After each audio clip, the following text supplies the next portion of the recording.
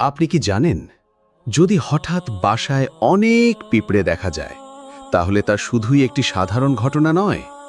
ইসলামী স্কলারদের মতে এটি হতে পারে আল্লাহর পক্ষ থেকে 5টি গোপন বার্তার একটি।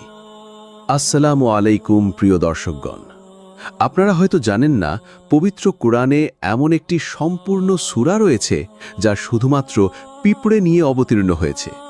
সূরাটির নাম সূরা নামাল, যার অর্থই হচ্ছে পিঁপড়ে। কল্পনা করুন কতটা গুরুত্বপূর্ণ হলে আল্লাহ তাআলা একটি ছোট্ট প্রাণীর নামে একটি পূর্ণাঙ্গ সূরা নাজিল করেন। তাহলে প্রশ্ন হচ্ছে, এই ক্ষুদ্র পিঁপড়ে কী বার্তা দেয় আমাদের?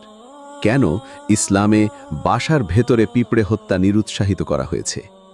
নবী সুলাইমান আলাইহিস সালামের সঙ্গে পিঁপড়েদের একটি অবাক করা ঘটনা রয়েছে, যা প্রতিটি মুসলমানের জানা প্রয়োজন। এই ঘটনা শুধু শিক্ষা নয়, বরং